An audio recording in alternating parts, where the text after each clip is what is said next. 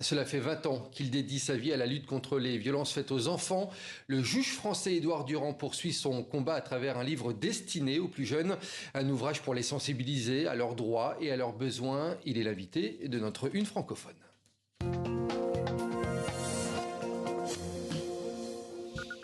Et bonsoir Édouard Durand. Bonsoir. Vous êtes magistrat, spécialiste de la protection de l'enfance et de la lutte contre les violences. Vous êtes aussi porte-parole des enfants victimes d'inceste. Et vous venez donc de sortir ce livre illustré, Tes droits et tes besoins comptent. C'est aux éditions La Martinière Jeunesse. Ce livre, je le disais, c'est un petit peu un complément, une suite logique à cette vie, à cette carrière dédiée à la protection de l'enfance. Oui, j'en suis très heureux. Les illustrations de Maïlane Chapiron, comme vous le voyez, sont lumineuses et magnifiques. C'est Marie Bluteau, qui est éditrice à la Martinière Jeunesse, qui nous a proposé de relever ce défi. Comment présenter aux enfants petits, leurs droits et ce que c'est que vivre en réalité. Et puis il fallait trouver le ton. Pour parler aux enfants, je le dis souvent, les enfants sont des gens sérieux. Se mettre à hauteur d'enfant, c'est se hisser à ce niveau de sérieux. Tu as le droit à la santé, tu as le droit de t'exprimer et d'être entendu, tu as le droit de vivre comme les autres malgré le handicap. Ça fait partie effectivement des 12 droits fondamentaux créés par l'ONU en 1989. L'idée effectivement derrière ces grands principes, c'est de dire aux enfants, tu mérites d'être écouté, protégé et respecté.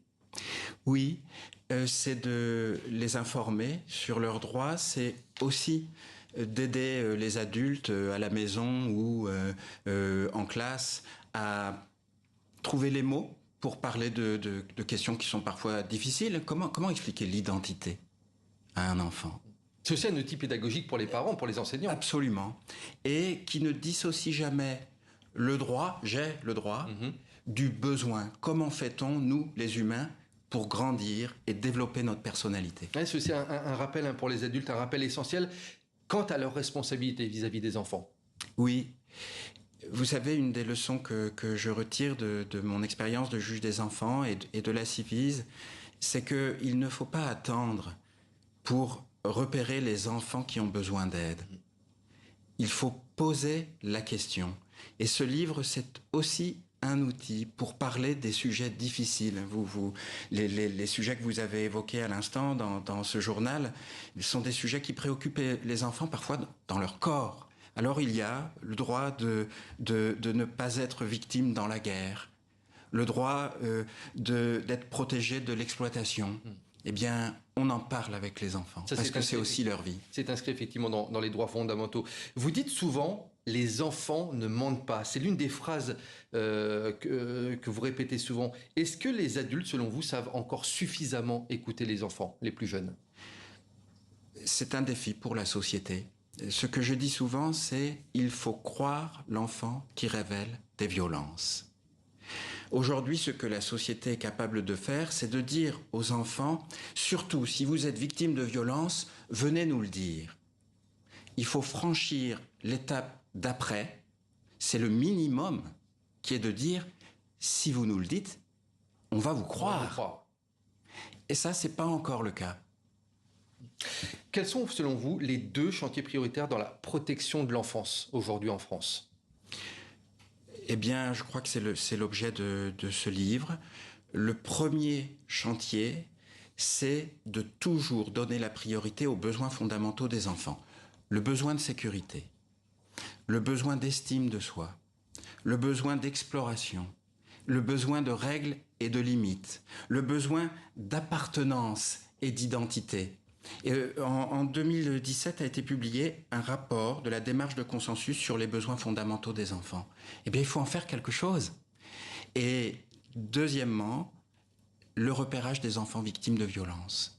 Vous savez, un enfant, tout enfant, vous et moi compris, cher monsieur, doit pouvoir se dire tout au long de sa vie, si j'ai un problème, à qui puis-je le dire ? Il y a un autre mot qui me marque dans ce que vous rapportez de votre expérience. Il faut pouvoir compter sur des adultes fiables qui donnent envie de grandir. Ça, c'est une de vos formulations.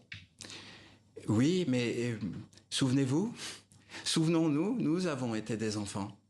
Ce qu'on oublie souvent, vous dites. Oui, C'est une expérience universelle et puis on feint de croire que c'était pas grave, que c'est petit. Non, en réalité, l'aventure de l'enfance, c'est une aventure extrêmement sérieuse et grave. Et les enfants regardent le monde et le monde des adultes et disent, et ces gens-là, est-ce qu'ils sont sérieux, eux aussi? 160 000 enfants sont victimes de violences sexuelles chaque année en France et 3% seulement des pédocriminels déclarés coupables. Le système, selon vous, ne protège pas suffisamment les enfants de ces violences? C'est une évidence. C'est une évidence. 160 000 enfants chaque année, c'est-à-dire un enfant toutes les 3 minutes. Et ces enfants ne sont pas dans les tribunaux, ils ne sont pas dans les hôpitaux, ils ne sont pas dans les services sociaux. C'est un chiffre. Il faut donner un visage à chacun de ces 160 000 enfants. C'est aussi l'ambition de ce livre. Ce livre, je le rappelle, s'appelle Tes droits et tes besoins comptent, que vous avez coécrit avec Maïlène Chapiron aux illustrations. Merci beaucoup, Édouard Durand, Merci. d'avoir été l'invité de ce 64 minutes. Merci à vous.